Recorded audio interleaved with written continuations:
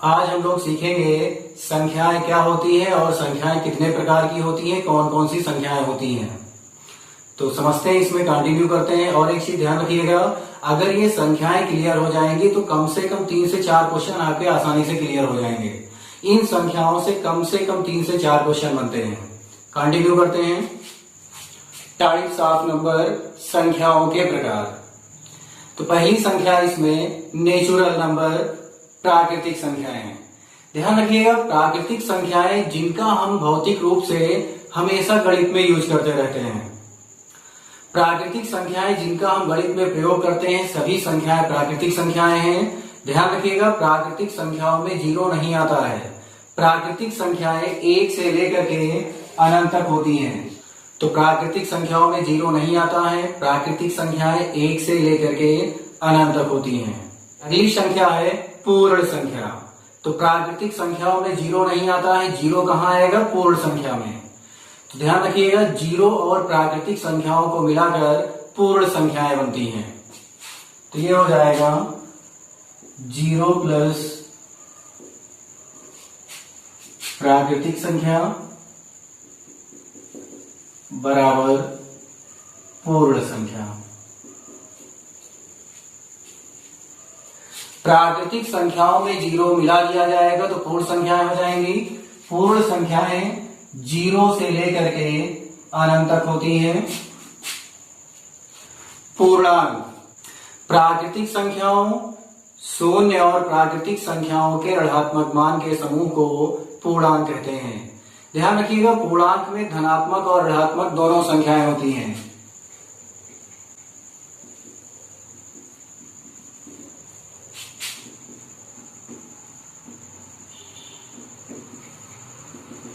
तो ये हो जाएंगे पूर्णांक। पूर्णांक के अंतर्गत संख्या रेखा। इसमें क्या है? एक ऐसी रेखा जिस पर पूर्णांकों को प्रदर्शित किया जाता है उसे संख्या रेखा कहते हैं। ध्यान रखिएगा, संख्या रेखा पर किसी भी बिंदु से दाहिनी ओर चलने पर संख्याओं का मान बढ़ता जाता है और किसी भी बिंदु से बाईं ओर चलने पर संख्याओं का मान क्रमशः घटता जाता है। पूर्णांक 2 प्रकार के होते हैं। पहला है धनात्मक पूर्णांक। धनात्मक पूर्णांक क्या होते हैं? संख्या रेखा पर शून्य के दाहिनी ओर स्थित पूर्णांकों को धनात्मक पूर्णांक कहते हैं। और ध्यान रखिएगा, धनात्मक पूर्णांक संख्या रेखा पर 0 के दाहिनी ओर, और जो संख्याएं 0 के दाहिनी ओर होती हैं वो 1 से लेकर के अनंत तक होती हैं। 1 से लेकर के अनंत तक संख्याएं प्राकृतिक संख्याओं में भी अभी हम लोगों ने पढ़ा था नेचुरल नंबर में। तो प्राकृतिक संख्याएं कहिए, धनात्मक पूर्णांक कहिए, दोनों का मतलब एक ही है। ध्यान रखिएगा, प्राकृतिक संख्याएं क्वेश्चन में दिया हो या धनात्मक पूर्णांक, 1 से लेकर के अनंत तक संख्याएं होती हैं। ऋणात्मक पूर्णांक। ऋणात्मक पूर्णांक संख्या रेखा पर शून्य के बाईं ओर स्थित पूर्णांकों को ऋणात्मक पूर्णांक कहा जाता है।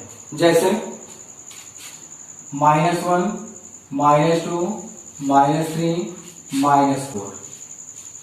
अब एक चीज और समझते हैं, जीरो ना हमने धनात्मक पूर्णांक में पढ़ा है और ना ही ऋणात्मक पूर्णांक में। तो जीरो क्या है? जीरो एक पूर्ण संख्या है, ना ही धनात्मक है और ना ही ऋणात्मक। जीरो एक पूर्ण संख्या है, न्यूट्रल इंटीजर्स। एक क्वेश्चन समझते हैं, निम्नलिखित में कौन सा कथन सत्य है? पहला है शून्य एक प्राकृतिक संख्या है, शून्य एक धनात्मक पूर्णांक है, शून्य एक ऋणात्मक पूर्णांक है, शून्य एक पूर्ण संख्या है। तो अभी हम लोगों ने संख्याओं के बारे में पढ़ा है। पहला है शून्य एक प्राकृतिक संख्या है, तो जीरो प्राकृतिक संख्याओं में नहीं आता है। दूसरा, शून्य एक धनात्मक पूर्णांक है, अभी हम लोगों ने पढ़ा है शून्य ना ही धनात्मक है और ना ही ऋणात्मक। शून्य एक पूर्ण संख्या है, तो पूर्ण संख्या है, ध्यान रखिएगा। तो 0, 1, 0, 1 पूर्ण संख्या है।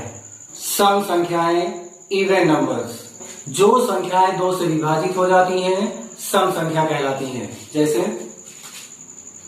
2, 4, 6, 8, 10, 2, 4, 6, 8, 10, 12, 14 ये सम संख्याएं हो जाएंगी। ध्यान रखिएगा, ये भी धनात्मक और ऋणात्मक दोनों होती हैं। जैसे +-2, +-4, +-6, प्लस माइनस 8 प्लस माइनस 10 और भी बहुत सारी संख्याएं होती हैं। क्वेश्चन समझ लेते हैं। सबसे छोटी सम संख्या है, सबसे छोटी सम संख्या है। दोनों में क्वेश्चन को अच्छे से समझना है। सबसे छोटी सम संख्या है 0, 1, 2 ज्ञात नहीं किया जा सकता। तो ध्यान रखिएगा, जब विकल्प में दिया गया होगा ज्ञात नहीं किया जा सकता, तो सबसे छोटी सम संख्या हम ज्ञात नहीं कर सकते हैं। ध्यान रखिएगा, सबसे छोटी सम संख्या ज्ञात नहीं कर सकते हैं। अगर विकल्प में ज्ञात नहीं किया जा सकता नहीं दिया गया है, तो विकल्प को देख करके बताएंगे सबसे छोटी सम संख्या इसमें 2 हो जाएगी। विषम संख्याएं, तो ध्यान रखिएगा, वे संख्याएं जो 2 से विभाजित नहीं होती हैं विषम संख्याएं कहलाती है। जैसे 1, 3, 5, 7, 9, 11, 13 और भी बहुत सारी संख्याएं हो जाएंगी। 0 ना हमने सम संख्या में पढ़ा है और ना ही विषम संख्या में। तो ध्यान रखिएगा, 0 ना ही सम है और ना ही विषम है। ध्यान रखिएगा, 0 केवल एक पूर्ण संख्या है। समझ लेते हैं। सम प्लस सम सम, सम प्लस विषम विषम, विषम प्लस विषम सम, सम गुणे सम सम, सम गुणे विषम सम, विषम गुणे विषम विषम। एग्जाम्पल से समझ लेते हैं। सम प्लस सम 2 + 4 = 6 सम, सम प्लस विषम 2 + 3 = 5 विषम, विषम प्लस विषम 3 + 5 = 8 सम, सम गुणे सम 2 × 4 8 सम, सम गुणे विषम 2 × 3 6 सम, विषम गुणे विषम 3 × 5 15 विषम। क्वेश्चन समझते हैं। यदि x तथा y क्रमशः सम तथा विषम संख्या हो तो निम्नलिखित में कौन सा विकल्प विषम संख्या का होगा? पहला विकल्प है x × y, x + y + 1, x × y + 2, x + y + 2। ध्यान रखिएगा, यहां पर हम कोई भी सम और विषम संख्या मान सकते हैं। जैसे x = 2 और y = 3। पहला विकल्प x × y, तो ये हो जाएगा 2 × 3 = 6। यहां पे बताना है विषम संख्या का 6 सम है। अगला विकल्प है 2 + 3 + 1, ये भी होगा 6 सम है। अगला 2 × 3 + 2, 2 × 3 6, 6 × 2 8, ये भी सम है। विषम संख्या का विकल्प बताना है। अगला विकल्प है x + y, तो 2 + 3 + 2, तो ये हो जाएगा 7। 7 विषम है। विषम संख्या का विकल्प बताना है, तो डी ऑप्शन होगा। क्वेश्चन है, यदि p तथा q 2 विषम संख्याएं हो तो निम्नलिखित में कौन सा विकल्प सम संख्या का होगा? तो ध्यान रखिएगा, इसमें बताना है सम संख्या का विकल्प कौन सा होगा। पहला ऑप्शन है p × q। ध्यान रखिएगा, इसमें 2 विषम संख्याएं मानना है। तो मान लेते हैं p = 3 और q = 5। पहला विकल्प है p × q, तो ये हो जाएगा 3 × 5 15। सम संख्या का विकल्प बताना है, ये विषम संख्या का है। अगला है p × q, तो 3 × 5 + 2, तो ये हो जाएगा 17, ये भी विषम है। सम संख्या का विकल्प बताना है। अगला ऑप्शन है p × q, तो 3 × 5 + 1, तो 3 × 5 15 1 16, तो ये 16 हो जाएगा सम संख्या, तो सी विकल्प होगा। अगला चेक कर लेते हैं p + q, तो 3 + 5 + 1, तो ये हो जाएगा 9, ये भी विषम है। सम संख्या का विकल्प बताना है, तो ये हो जाएगा सी। अभाज्य संख्याएं प्राइम नंबर्स। तो अभाज्य संख्याएं क्या होती हैं? एक से बड़ी वह संख्याएं जो एक और अपने आप को छोड़कर अन्य किसी संख्या से विभाजित नहीं होती हैं, अभाज्य संख्या कहलाती हैं। जैसे 2 3 5 7 11 13 17 और भी बहुत सारी संख्याएं हैं। इसमें एक दो पॉइंट समझ लेते हैं। पहला पॉइंट है सबसे छोटी अभाज्य संख्या 2 है। अगला पॉइंट है दो एक ऐसी संख्या है जो सम होते हुए भी अभाज्य है, अर्थात 2 को छोड़कर जितनी भी संख्याएं हैं, अर्थात 2 को छोड़कर जितनी भी अभाज्य संख्याएं हैं वह सभी विषम हैं। तो ध्यान रखिएगा, सम संख्या में भी 2 हमने पढ़ा था और अभाज्य संख्या में भी 2 है। अगला पॉइंट है 1 से 100 के बीच में कुल 25 अभाज्य संख्याएं हैं। 1 से 25 तक कुल कितनी अभाज्य संख्याएं हैं? तो 1 से 25 तक कौन कौन सी अभाज्य संख्याएं हो जाएंगी? 2, 3, 5, 7, 11, 13, 17, 19, 23। तो 1 से 25 तक कुल 9 अभाज्य संख्याएं हैं। क्वेश्चन है 2 अंकों से बनी सबसे छोटी व सबसे बड़ी अभाज्य संख्या का अंतर बताइए। तो 2 अंकों की सबसे बड़ी अभाज्य संख्या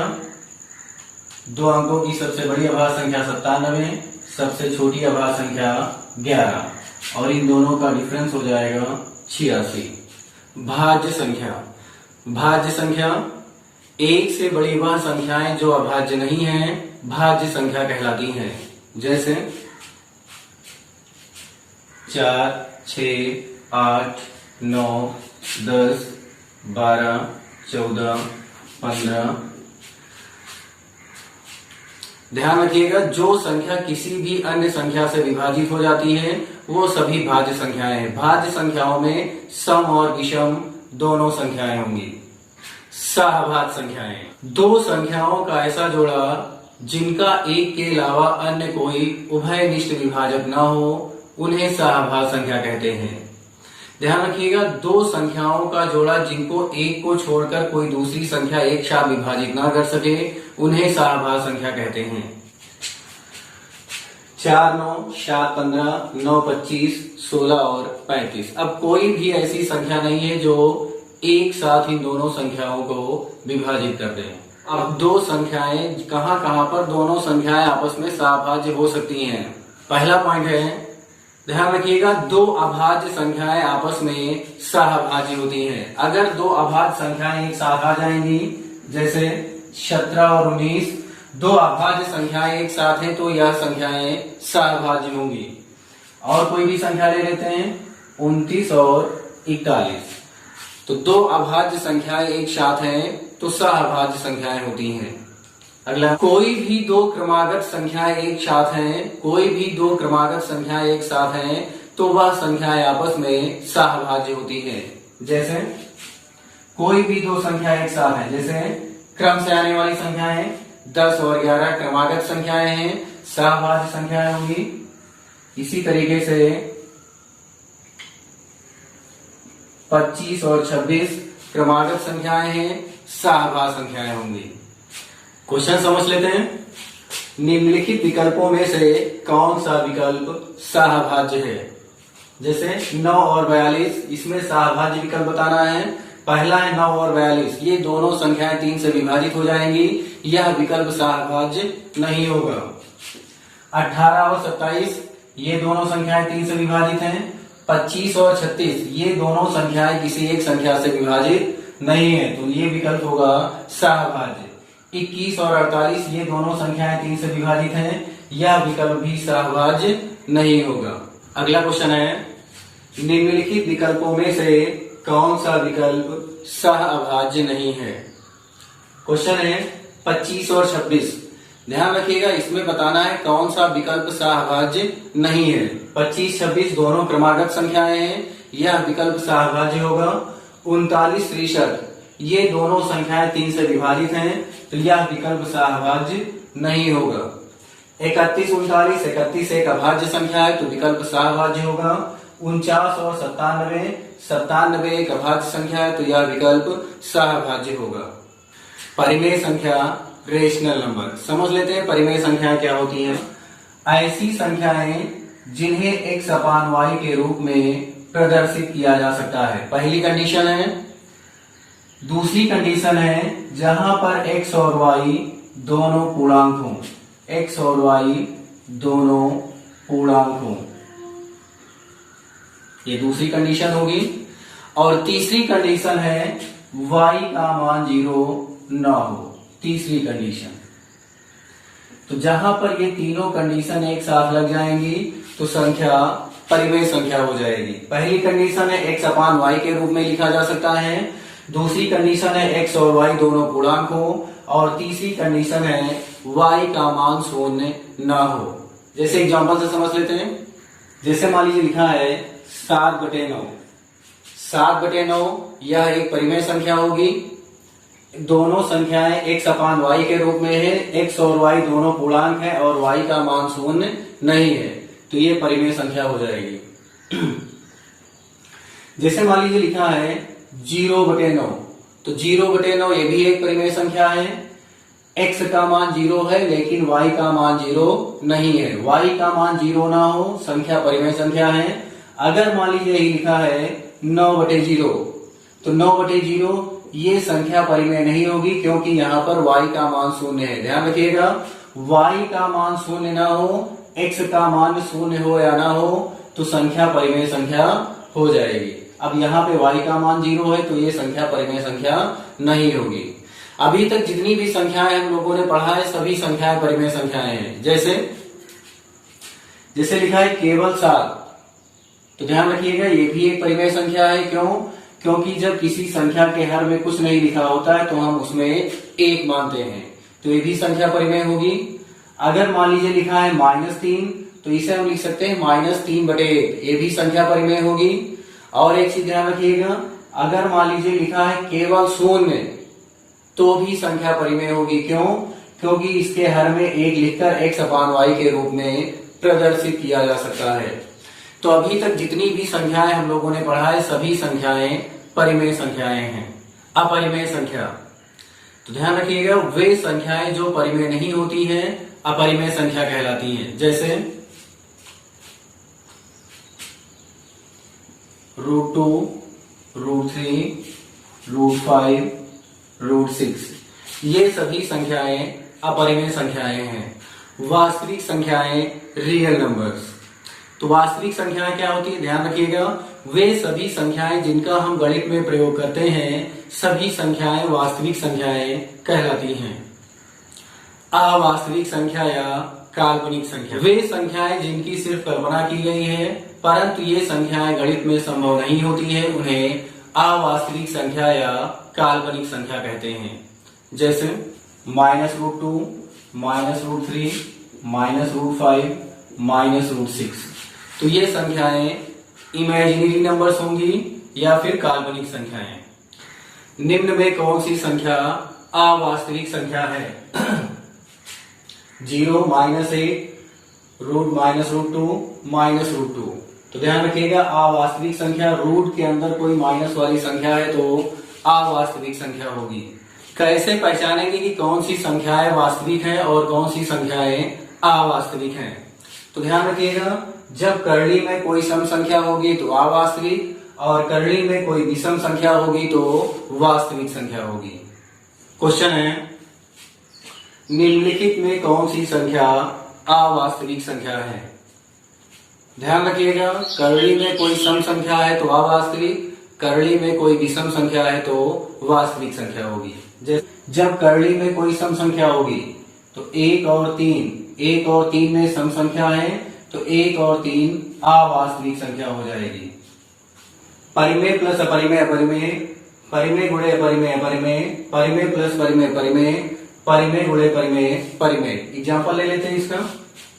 जैसे परिमेय प्लस अपरिमेय 2 + √3, तो ध्यान रखिएगा ये 2 + √3 ही रहेगा, अपरिमेय संख्या है।